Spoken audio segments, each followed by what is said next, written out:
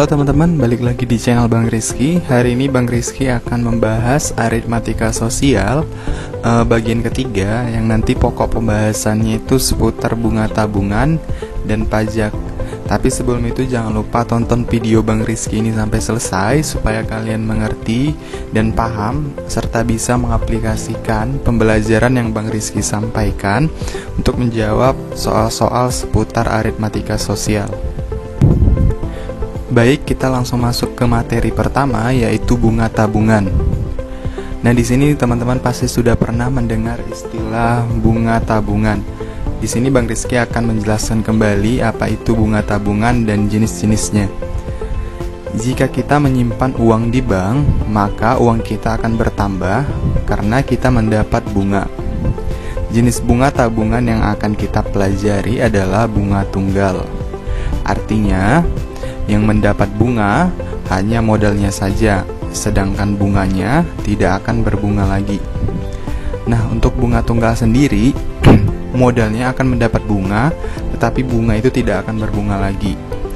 Nah, apabila bunga turut berbunga lagi, maka jenis bunga tersebut disebut bunga majemuk.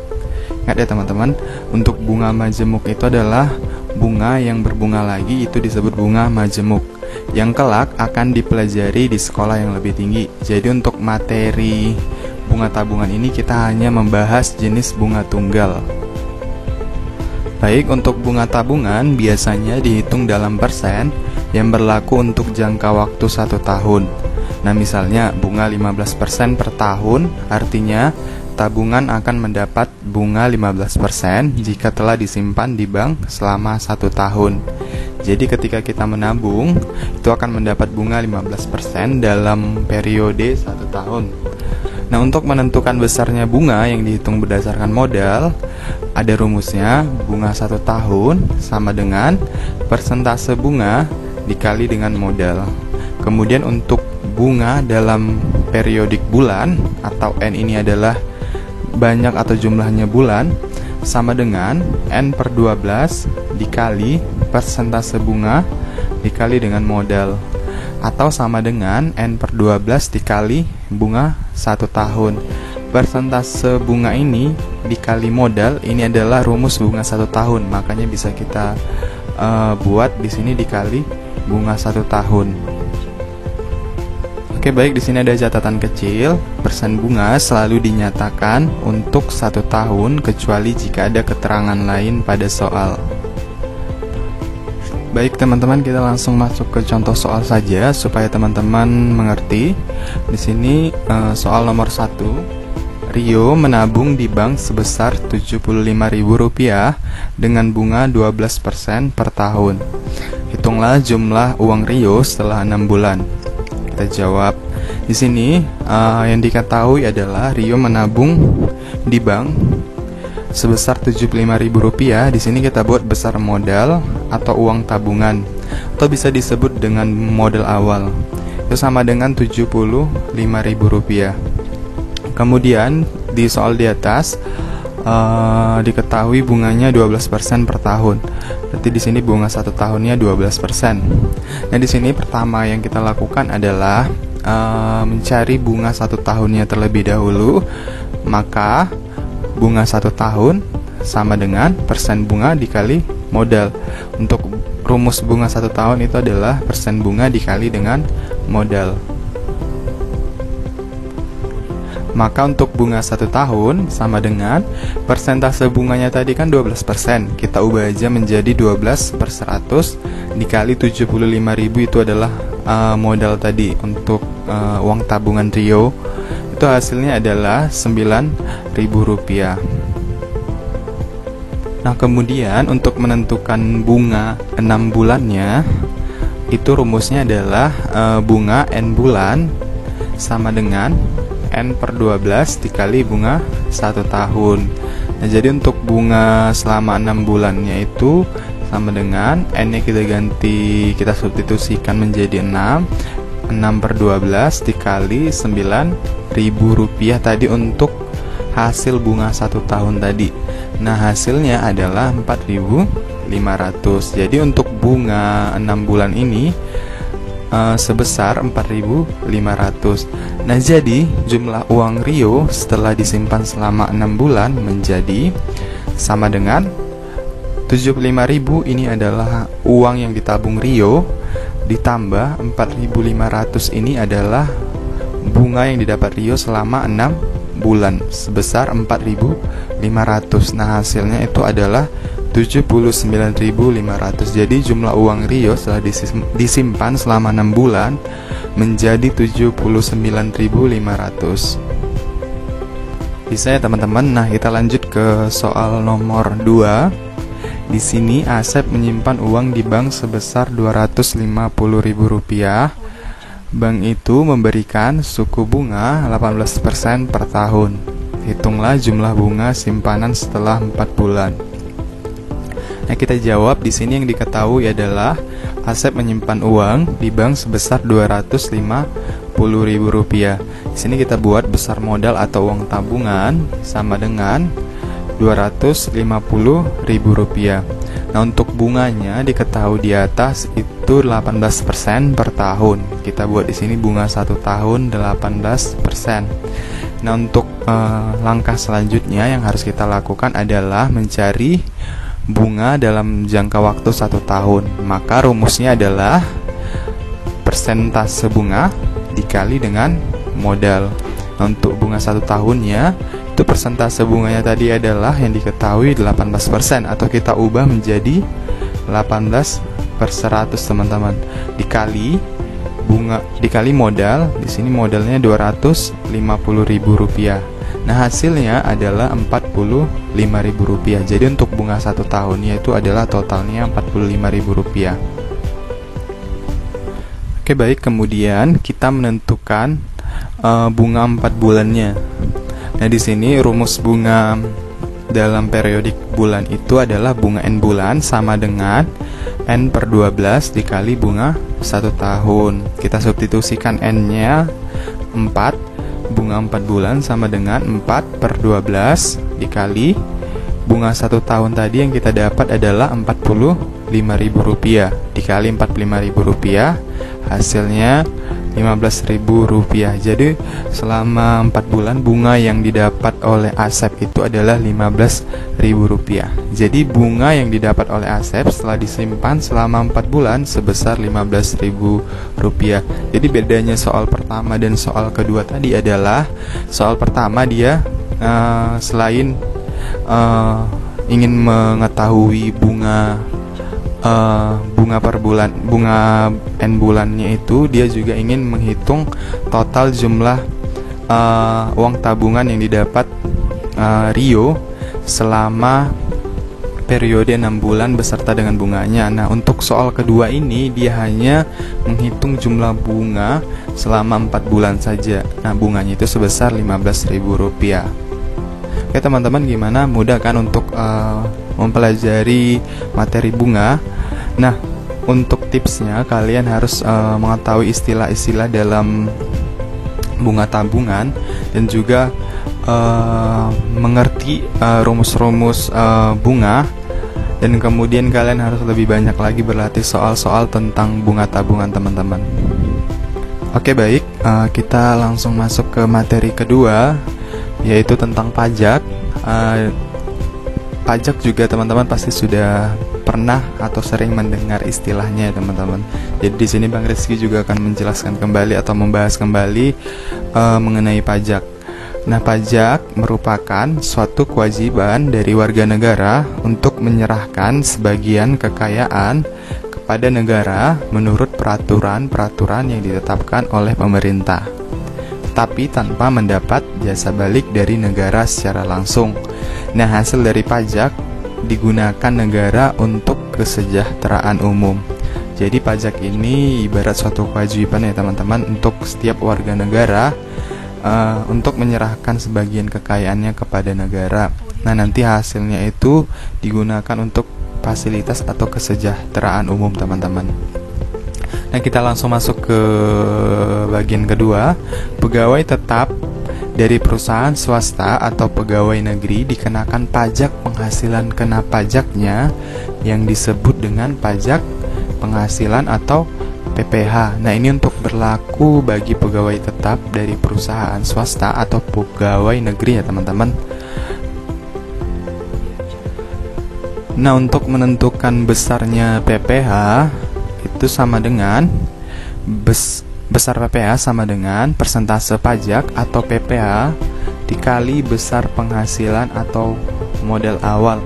Nah, jadi untuk rumus PPH ini sendiri itu adalah persentase pajak dikali dengan besar penghasilan. Kemudian untuk mencari total penghasilannya itu sama dengan besar penghasilan atau MO dikurang dengan besar PPH-nya sendiri. Baik, teman-teman, kita lanjut. Apabila kita berbelanja di dealer atau grosir atau toko swalayan atau tempat lainnya, maka terdapat barang-barang yang harganya ditambah dengan pajak yang disebut dengan pajak pertambahan nilai atau PPN. PPN yang besarnya diterapkan pemerintah sebesar 10%. Jadi untuk pajak pertambahan nilai ini biasa kita dapat di dealer atau grosir atau toko swalayan atau tempat yang lainnya, teman-teman. Nah, untuk menentukan besarnya PPN, besar PPN sama dengan persentase pajak dikali harga beli atau modal awal. Nah, untuk rumus total pembayarannya, harga beli atau modal awal ditambah dengan besar PPN. Oke, baik teman-teman, kita langsung masuk ke contoh soal saja supaya teman-teman mengerti. Di sini ada contoh soal PPH, pajak penghasilan. Soalnya, seorang ibu mendapat gaji sebulan sebesar 1 juta rupiah dengan penghasilan tidak kena pajaknya itu adalah 400.000 rupiah. Jika besar pajak penghasilan atau PPH adalah 10%, berapakah gaji yang diterima ibu tersebut? Nah, kita jawab. Nah, di atas soal yang diketahui itu adalah ibu itu mendapat gaji sebulan sebesar 1 juta rupiah. Di sini kita buat pengertiannya itu adalah besar penghasilan ya teman-teman. Besar penghasilannya itu adalah 1 juta rupiah. Kemudian dengan penghasilan tidak kena pajak itu sebesar 400.000 rupiah.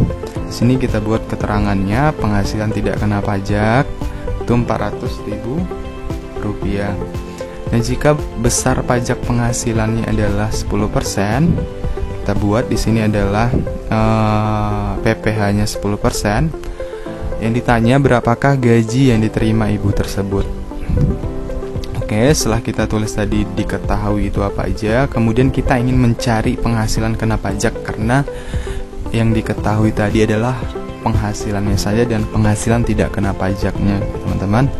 Jadi di sini karena kita ingin mencari besar atau total pembayaran yang kena total penghasilan yang kena pajak, maka kita cari dulu penghasilan kena pajaknya.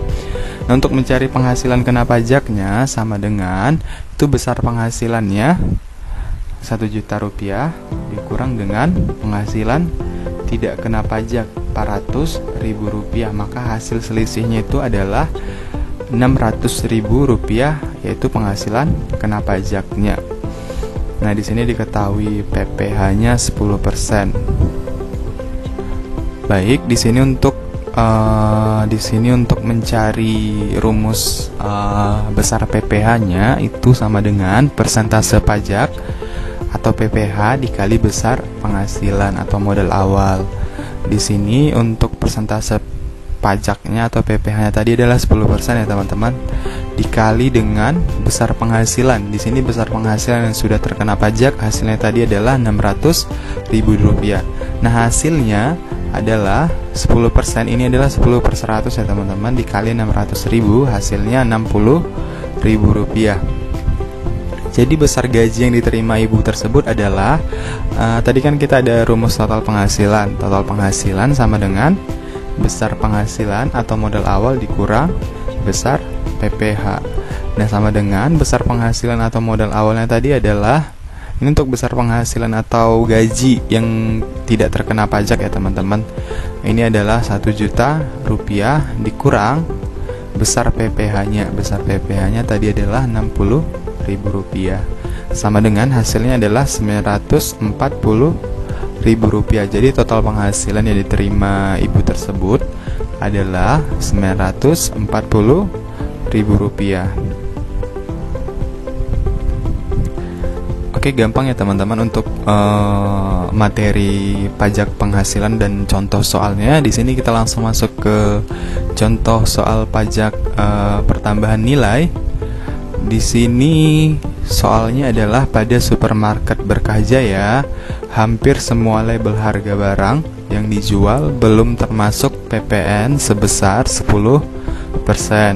Jika Pak Syam membeli sebuah kulkas dengan label harga sebesar Rp1.500.000, berapa rupiahkah Pak Syam harus membayar? Dan kita jawab, di sini yang diketahui adalah PPN-nya 10% ya teman-teman. Nah, kemudian Pak Syam membeli kulkas seharga Rp1.500.000. Harga beli kulkasnya Rp1.500.000. Ingat teman-teman, di sini tadi harga beli kulkasnya belum termasuk PPN sebesar 10%. Nah, jadi untuk menentukan besarnya PPN, tadi rumus PPN adalah persentase pajak dikali harga beli atau modal awal, itu sama dengan persentase pajaknya tadi adalah 10% ya teman-teman. Kita ubah aja 10/100 dikali modal harga beli atau modal awalnya. Di sini Rp500.000. Hasilnya adalah Rp150.000. Jadi Pak Syam harus membayar kulkas sebesar, nah ini untuk total pembayarannya rumusnya adalah harga beli atau modal awal ditambah besar PPN-nya. Di sini untuk harga beli atau modal awalnya tadi adalah Rp1.500.000 ditambah dengan besar PPN yang kita dapat tadi adalah Rp150.000. Untuk total pembayarannya Rp1.500.000 ditambah Rp150.000, hasilnya adalah Rp1.650.000. Jadi untuk total pembayaran yang harus dibayar oleh Pak Syam itu adalah Rp1.650.000. Oke, baik teman-teman, gimana untuk materi PPN-nya dan contoh soalnya, mudah kan? Jadi tips yang Bang Rizky sarankan untuk teman-teman yang harus kalian mengerti itu adalah istilah-istilah di dalam pajak, apa itu PPN atau PPH, kemudian rumus-rumusnya. Nah, yang membedakan pajak penghasilan dan pajak pertambahan nilai itu adalah selain pengertiannya, itu adalah di bagian total penghasilan ya teman-teman. Nah, untuk total penghasilan di bagian pajak penghasilan itu besar penghasilan atau modal awal dikurang dengan besarnya PPH. Nah, untuk total penghasilan di bagian pajak pertambahan nilai, harga beli atau modal awal ditambah dengan besar PPN-nya atau pajak pertambahan nilainya. Jadi bedanya seperti itu teman-teman. Jadi yang harus kalian lakukan adalah terus berlatih soal-soal untuk materi pajak teman-teman. Banyak lagi berlatih soal tentang pajak supaya kalian bisa 100% menguasai materi pajak dan juga bunga. Oke teman-teman, terima kasih sudah menonton video Bang Rizky. Jangan lupa like, komen, dan subscribe channel Bang Rizky, dan share videonya ke teman-teman kalian sebanyak-banyaknya. Saya Bang Rizky, pamit dulu. See you the next video.